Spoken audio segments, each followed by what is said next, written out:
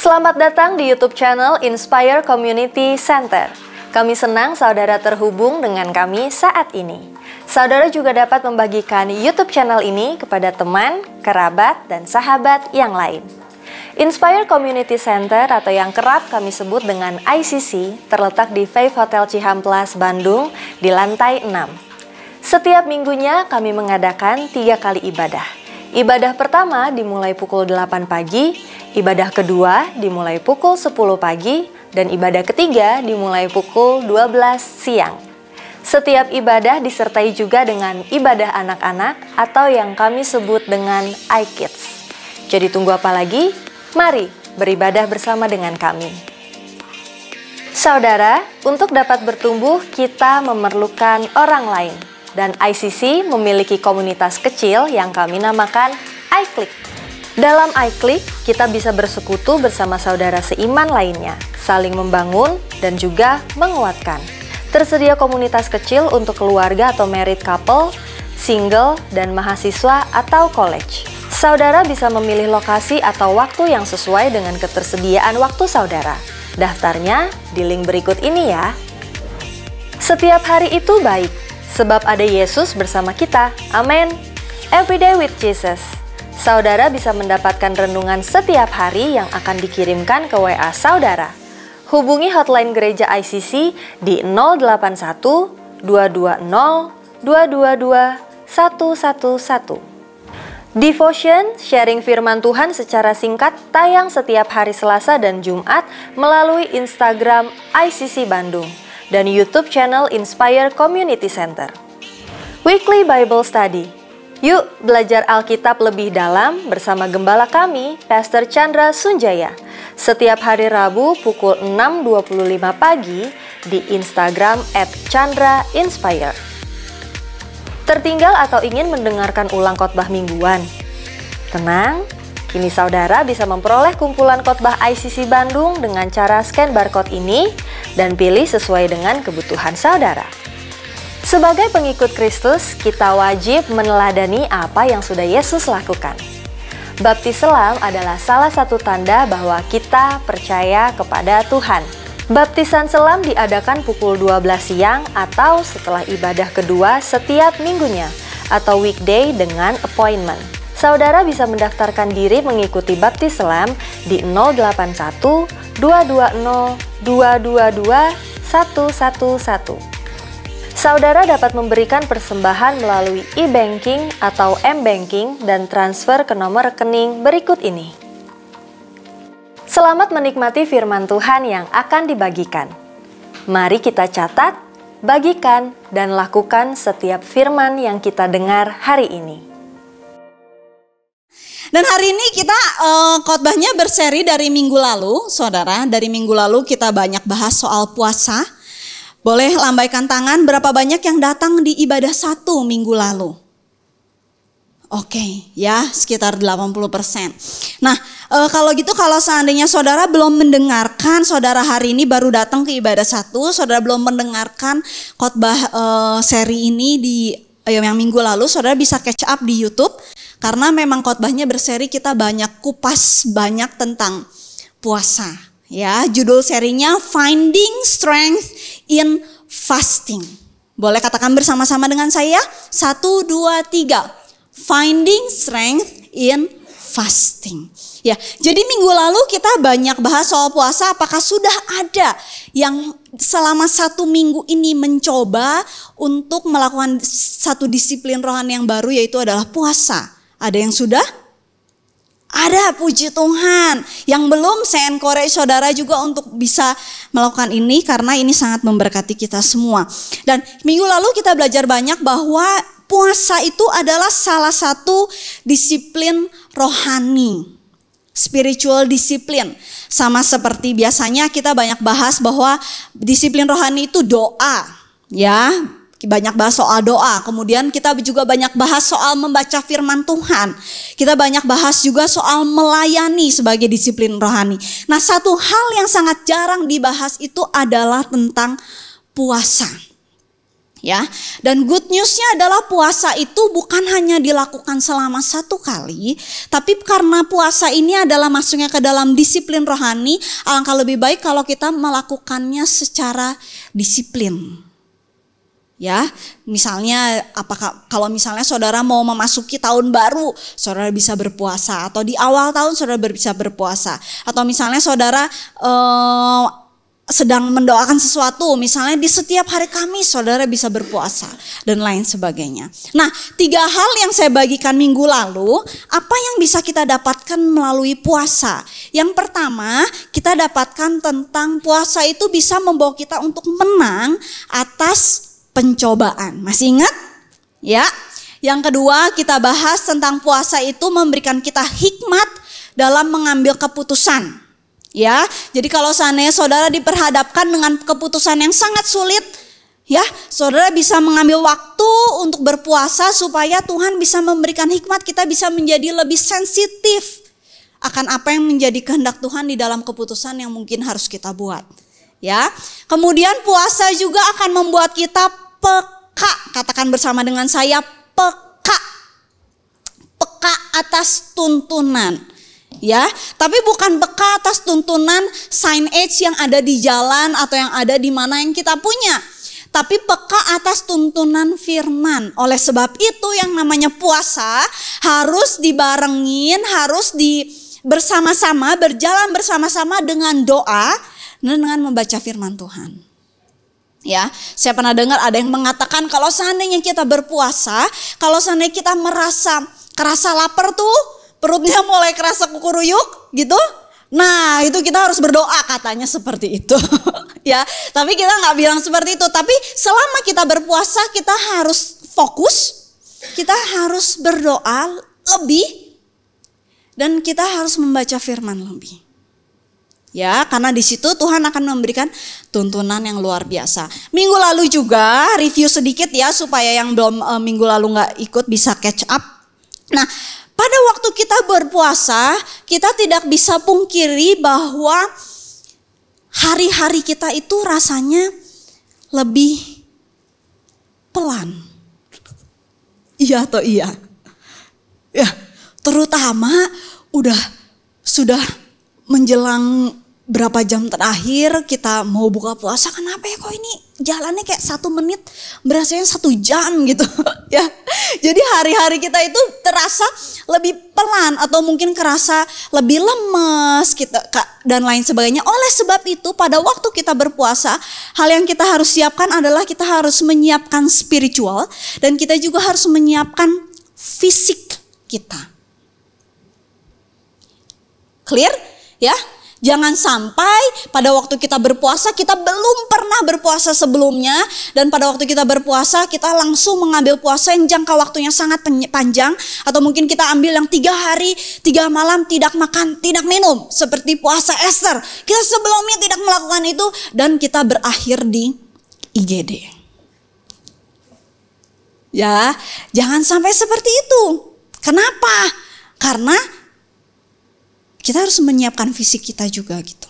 Ya, dipersiapkan mungkin dari jam 12 atau mungkin dari kita buka jam 12 atau mungkin kita buka jam 3. Kalau misalnya lebih kuat lagi buka jam 5 atau jam 6. Jadi kita harus persiapkan fisik kita juga dengan baik.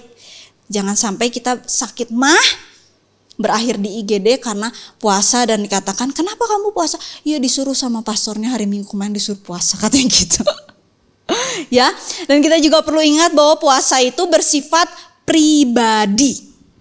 Ya, gereja tidak bisa memaksa saudara untuk berpuasa karena puasa itu sifatnya pribadi dan kita yang connect secara pribadi sama Tuhan. Ya, kemudian pada waktu kita berpuasa kita juga harus set goal yang spesifik. Ya, jangan kalau seandainya kita mau berpuasa, untuk apa kita berpuasa? Untuk semuanya menjadi lebih baik. Nah, kurang spesifik tuh. Kalau seandainya kita mau berpuasa, mungkin kita mau berpuasa supaya kita bisa diberikan hikmat untuk mendidik anak-anak kita lebih baik lagi. Atau seandainya kita mau menentukan sekolahnya, anaknya di mana ya, ada sekolah A, B, C, oh bingung nih, kelihatannya udah didoakan, udah ini masih bingung, anaknya juga masih bingung. Nah, kita bisa berpuasa untuk mengambil keputusan yang mana. Jadi semakin spesifik tujuan saudara dalam puasa, akan semakin lebih baik. Ya, kalau misalnya ada di antara saudara yang mau berpuasa untuk spiritual breakthrough dalam diri saya merasa kehidupan rohani saya dari dahulu sampai sekarang sama-sama aja seperti itu. Saudara bisa berpuasa supaya ada spiritual breakthrough. Lebih spesifik. Ya, jadi kita harus set tujuannya apa kita mau berpuasa. Kemarin saya dengar kemarin ada yang melayani dari tim I Can Serve ke Kinderdorf bersama dengan teman-teman youth sama college, dan mereka mengajak anak-anak yang melayani di youth sama college pada waktu sebelum mereka melayani, ayo kita puasa bersama-sama supaya ada jamahan terjadi di tempat yang kita layani. Jadi tujuannya tuh spesifik. Oke?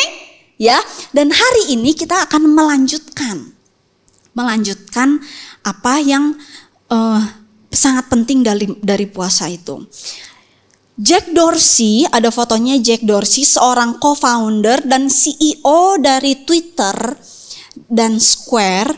Dia mengatakan bahwa the most important productivity hack I've learned is to remind myself that fasting has been the most powerful tool in my life for mental clarity, productivity, and health. Ini dikatakan oleh CEO dan co-founder dari Twitter dan Square. Dan pada waktu saya perdalam lebih lagi, ternyata seorang Jack Dorsey ini, dia ini melakukan puasa itu supaya dia lebih clear pada waktu dia bekerja. Dia katakan lebih clear mind, lebih produktif pada waktu dia melakukan puasa. Karena seorang pemimpin dari perusahaan yang sangat besar pasti harus membuat keputusan-keputusan yang sangat penting di dalam perusahaannya, betul? Ya, dan ini yang menjadi kebiasaan dari seorang yang namanya Jack Dorsey. Ya, dia biasa melakukan puasa supaya dia bisa clear. Pikirannya lebih clear, mentalnya lebih clarity dan lebih produktif, lebih sehat gitu. Dia katakan seperti itu. Nah, oleh sebab itu pada waktu kita berpuasa itu kita akan menemukan sebuah kekuatan yang mungkin kita nggak pernah ketemukan sebelumnya, saudara. Mungkin selama ini kita sudah tahu, kita bisa ini, kita bisa ini. Oh, saya tahu kalau seandainya saya berdoa, celahnya udah tahu lah, pasti mungkin dijawab sama Tuhan dengan cara.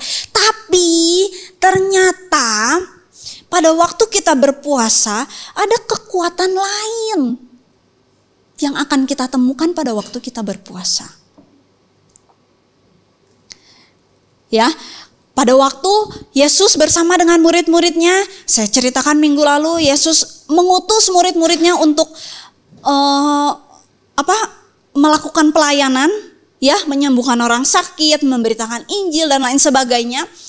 Hanya tiba-tiba murid-muridnya datang kepada Yesus. Ada seorang yang sakit ayan, ya, ada, dan bisa dibilang pada waktu itu dia kerasukan setan gitu, ya.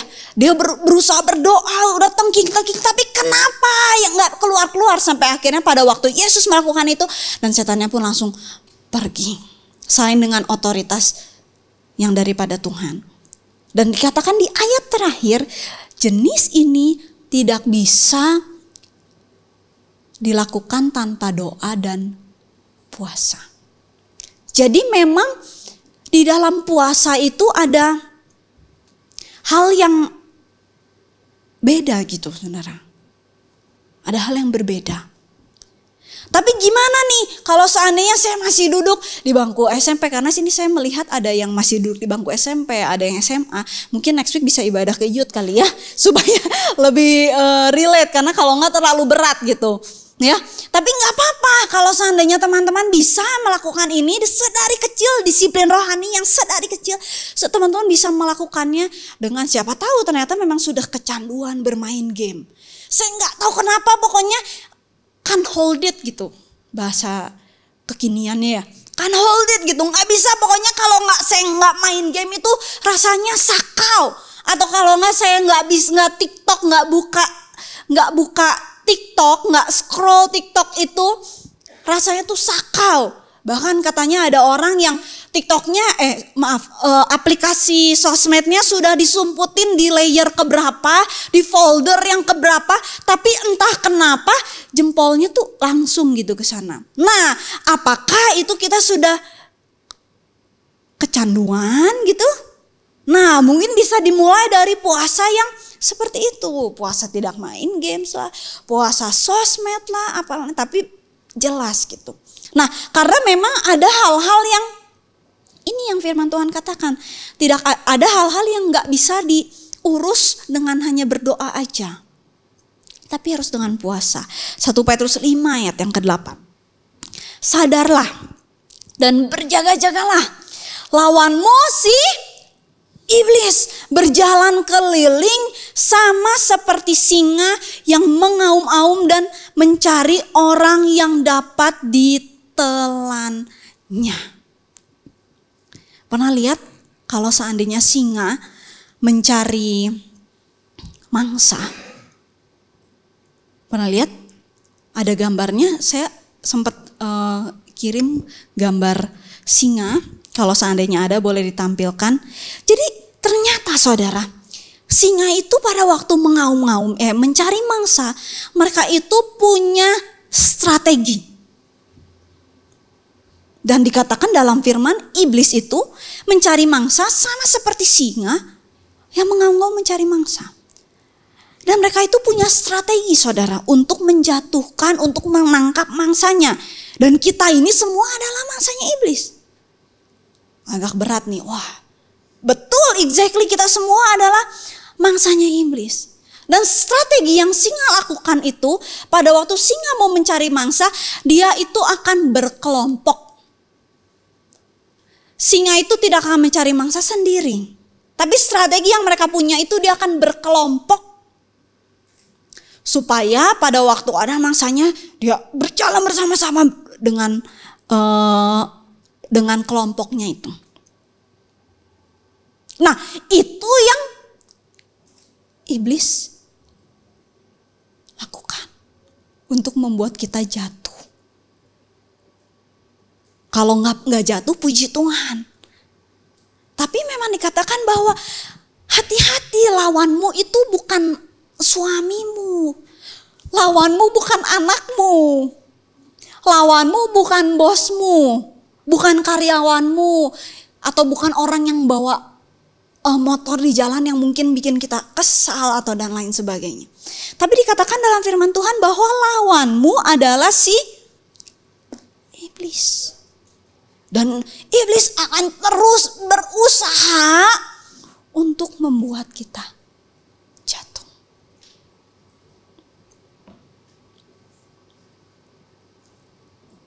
Makanya kita perlu puasa. Bilang kanan kirinya, tepok. Makanya kita perlu puasa. Karena lawannya bukan yang main-main gitu. Lawannya iblis. Walaupun Kristus tinggal dalam kita, kita ditebus menjadi ciptaan yang baru. Tapi iblis akan terus berusaha membuat kita jauh. Iblis itu akan berusaha membuat kedagingan kita semakin besar gitu. Menarik kita dari roh. Nah, iblis itu dari mana sih? Saya bahas sedikit aja ya. Sedikit aja ya. Supaya teman-teman saudara tuh tahu gitu. Asal mulanya benar gitu, iblis tuh ada gitu. Is it real? Saya khotbah ini bukan untuk menakut-nakuti. Tapi supaya saudara bisa aware bahwa lawan kita itu adalah si iblis. Iblis itu tadinya sebelum dia jadi si iblis, Dia itu tadinya adalah malaikat, saudara. Ya, malaikat di sorga itu banyak gitu, begitu banyak. Dan kalau di Alkitab dicatat malaikat terbesar itu ada 3. Ada malaikat Mikael, ada malaikat Gabriel, dan ada si Lucifer. Ya, saya kakak adik bertiga. Yang kedua Mikael, yang ketiga Gabriel. Tapi yang pertama bukan Lucifer. Ya, kita puji Tuhan, kita satu keluarga, kita mencintai Tuhan. Nah,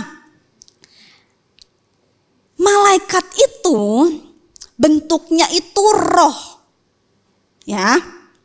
Jadi malaikat itu tidak bisa nggak punya daging gitu. Bentuknya itu roh. Tapi malaikat itu bisa menjelma menjadi seperti manusia. Saudara mungkin ingat kalau gembala kita pernah cerita, ya, pernah cerita pada waktu dia ada di jalan gitu, ada seorang yang dia mau bantu dan dia masukkan ke dalam ke dalam mobilnya, dianterin ke daerah yang itu, kemudian di drop, kemudian pas lagi balik lagi dia lihat udah nggak ada. Apakah itu malaikat yang menjelma seperti manusia? Tapi memang malaikat itu bisa menjelma seperti manusia. Jadi jangan-jangan sebenarnya mungkin kita udah pernah lihat, tapi kita nggak sadar. Ya, nah malaikat itu seperti itu. Kemudian tapi malaikat itu kita perlu ingat bahwa malaikat itu tidak berkembang biak. Makanya ada yang mengatakan dulu, ada para teolog yang mengatakan bahwa kaum Enak yang ada di dalam masa Nuh, ya, kalau kita buka Kejadian 6, kaum Enak itu ada yang para teolog yang mengatakan bahwa itu ada perkawinan antara malaikat dan manusia. Padahal sebenarnya kalau kita kembali ke dalam bahasa aslinya, tidak ada perkawinan antara malaikat dan manusia. Tapi manusia di situ itu bukan manusia yang manusia gitu. Tapi perkawinan itu antara orang-orang yang takut akan Tuhan sama orang-orang yang jahat. Ya. Kalau seandainya ada perkawinan antara malaikat dan manusia, firman Tuhan menjadinya saling bertabrakan satu sama lain, saudara. Oke, ya. Jadi malaikat itu tidak berkembang biak, berbeda dengan manusia. Nah, kemudian malaikat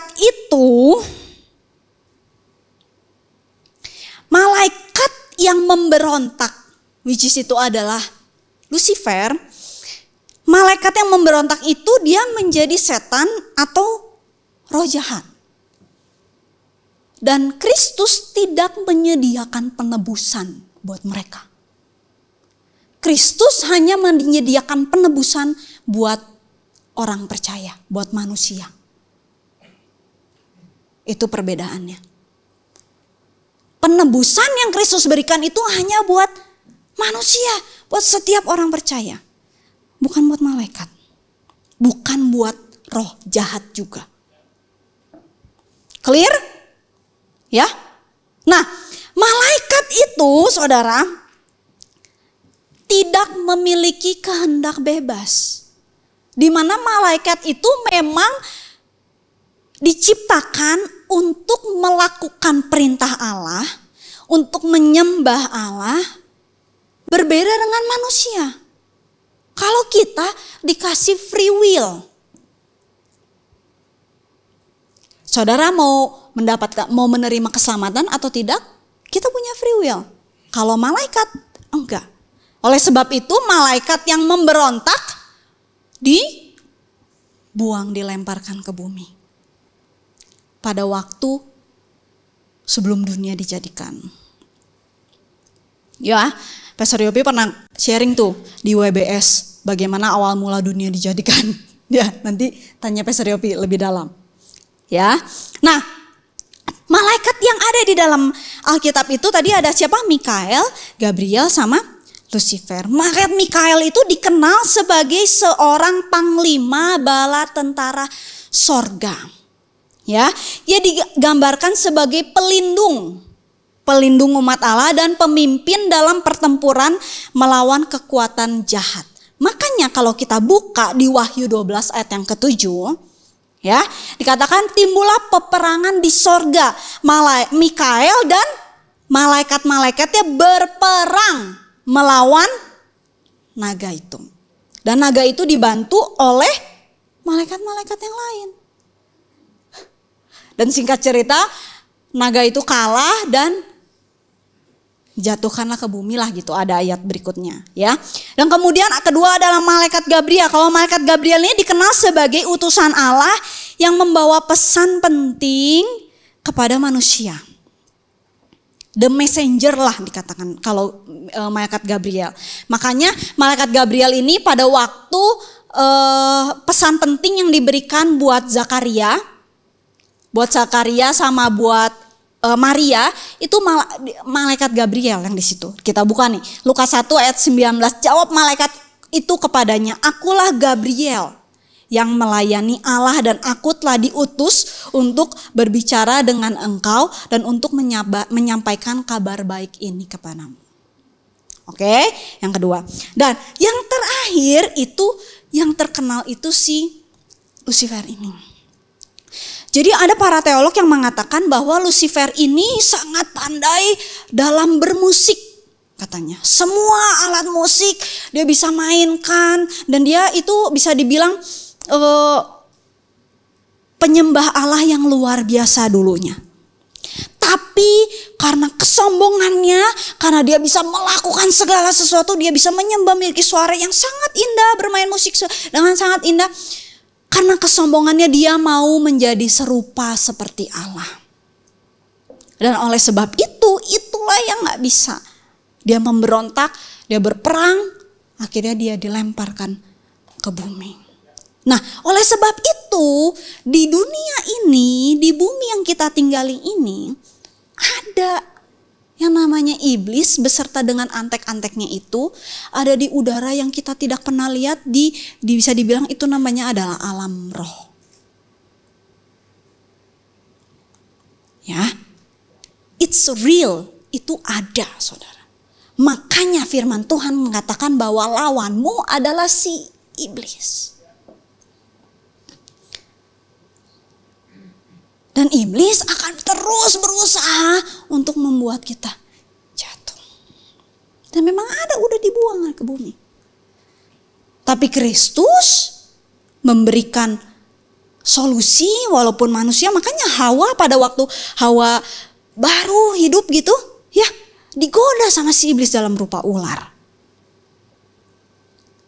Karena ya memang itu. Iblis akan berusaha menggoda, makanya manusia jatuh ke dalam dosa. Tapi pada waktu manusia jatuh ke dalam dosa sekalipun, Kristus Tuhan memberikan kasih-Nya yang melimpah. Waktu Hawa malu, ya, kemudian Tuhan menyembelih kambing domba di situ, kemudian diberikan pakaian dalam bentuk yang terbuat dari kulit dari kambing domba. Dan kesini Kristus memberikan anaknya yang tunggal buat kita semua.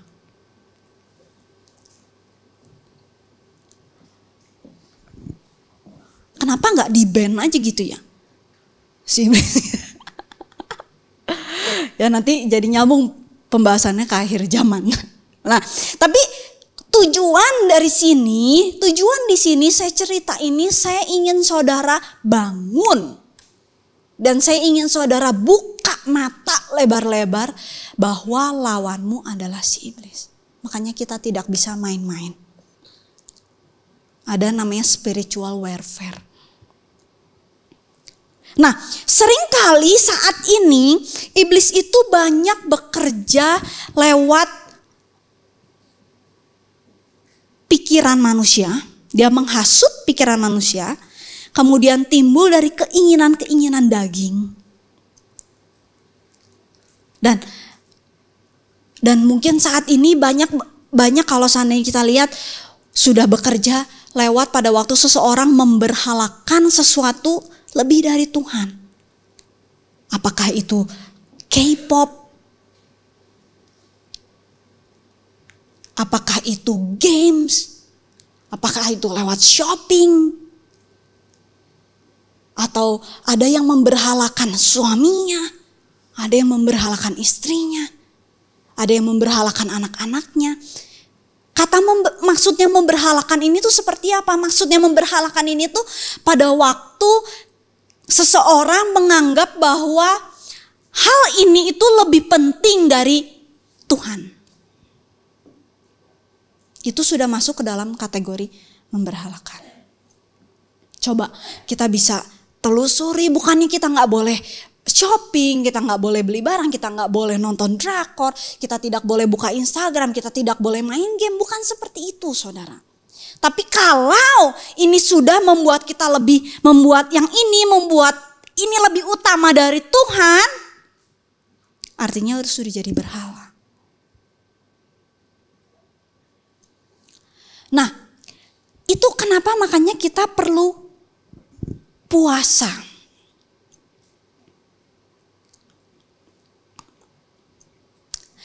Kalau kita perhatikan saudara, pada waktu kita berpuasa, kita itu akan lebih cenderung berhati-hati untuk berkata-kata.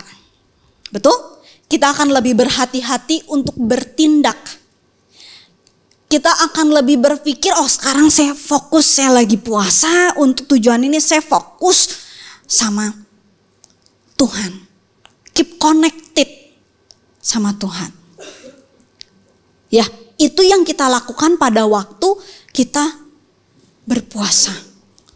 Nah, oleh sebab itu, good newsnya, puasa itu bisa melahirkan, kan puasa itu saya katakan minggu lalu bahwa puasa itu lawan arus ya. Puasa itu lawan arus, melawan kedagingan kita. Kita berjalan dalam roh, kita membangun roh kita melawan arus. Nah, puasa itu bisa melahirkan yang namanya buah roh. Galatia 5 ayat 22 sampai 23 dikatakan bahwa tetapi buah roh ialah kasih, sukacita, damai sejahtera, kesabaran, kemurahan, kebaikan, kesetiaan, kelemah lembutan, penguasaan diri, tidak ada hukum yang menentang hal-hal itu. Nah, hari ini saya mau fokus gimana puasa itu bisa melahirkan buah roh yang namanya penguasaan diri. Oke, ya. Saya tulis ini bahwa physical obedience brings spiritual release. Jadi pada waktu kita punya, kan kalau kita puasa itu kita menahan kita dari makan, atau ada yang menahan dari minum juga. Kita punya physical obedience, kita punya ketaatan secara fisik. Ya, pada waktu kita menundukkan diri kita ditundukkan di dalam ketaatan spiritual, itu rilis, menghasilkan yang namanya penguasaan diri. Menghasilkan spiritual release. Ya, puasa menghasilkan buah roh penguasaan diri.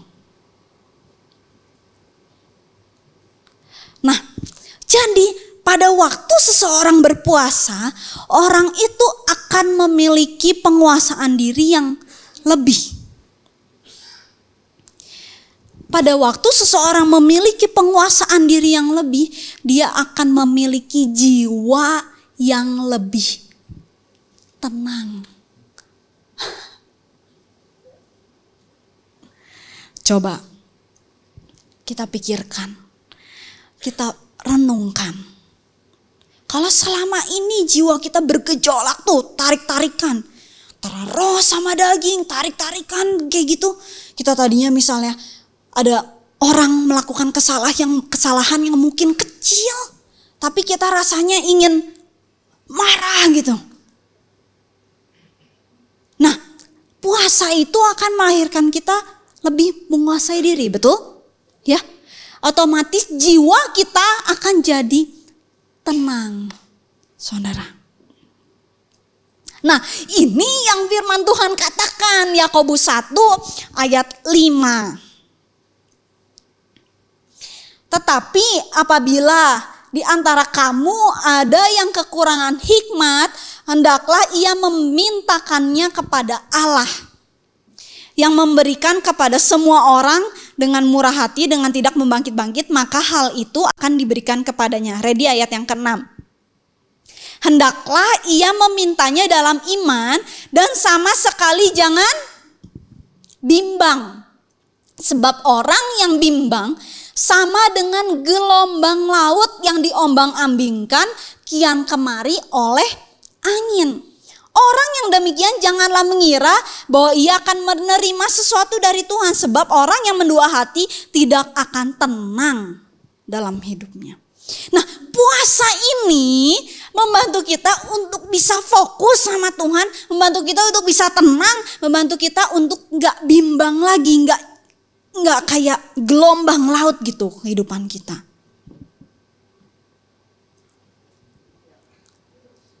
Jadi kita bisa berjalan lebih tenang.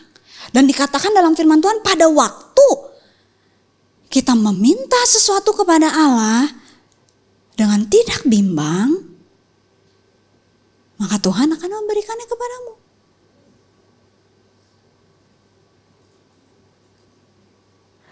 Jadi penting, saudara. So, puasa ini meredam keinginan dagingnya manusia. Kalau seandainya pada waktu kita berdoa, kita mau menaikkan doa sama Tuhan gitu ya. Kita mau berdoa dan kemudian kita, kenapa ya? Kok waktu kita doa tuh kayaknya gak bener-bener yakin gitu. Imannya tuh kayak masih ada keraguan gitu. Nah, ini puasa ini meredam keinginan daging manusia. Diredam. Kayak ibaratnya tuh kalau seandainya ada gelombang laut gitu ya, yang gelombangnya ini pada waktu kita puasa, gelombangnya tuh kayak diredam, boom. Supaya kita jadi lebih tenang.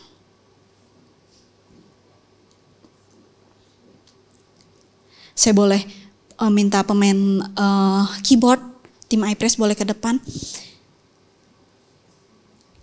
1 Petrus 4 ayat yang ke-7. Katakan bahwa kesudahan segala sesuatu sudah dekat. Karena itu apa? Kuasailah dirimu dan jadilah tenang. Supaya kamu dapat berdoa. Kita tidak akan bisa fokus berdoa kalau seandainya kita nggak tenang, saudara.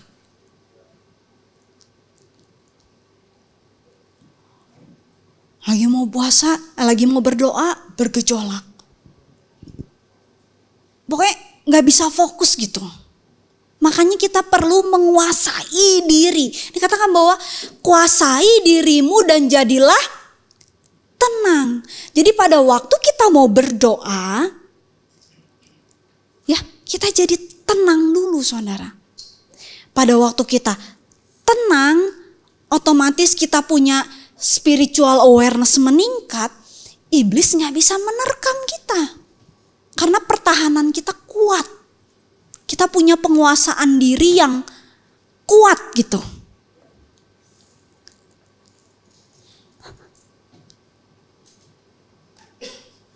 Baru kita bisa berdoa. Terjemahannya bahasa Inggrisnya dikatakan seperti ini. The end and culmination of all things is near. Therefore, be sound-minded and self controlled for the purpose of prayer. Staying balanced and focused on the things of God so that your communication will be clear, reasonable, specific, and pleasing to Him.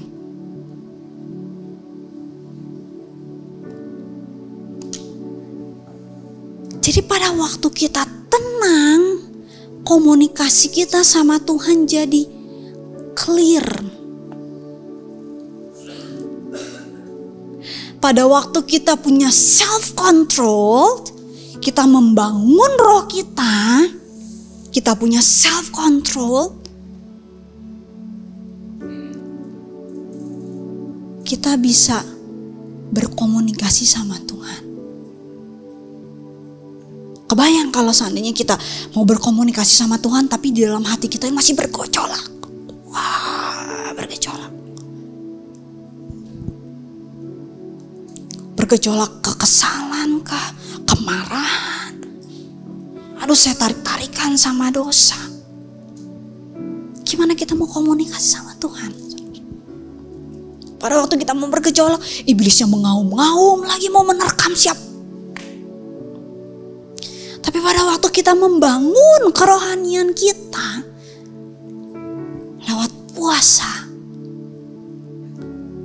keinginan daging kita diredam, diredam. Kita punya penguasaan diri, jiwa kita lebih tenang, dan kita bisa clear komunikasi kita sama Tuhan.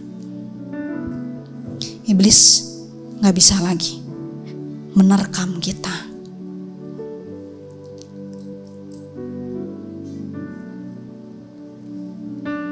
So, jangan main-main.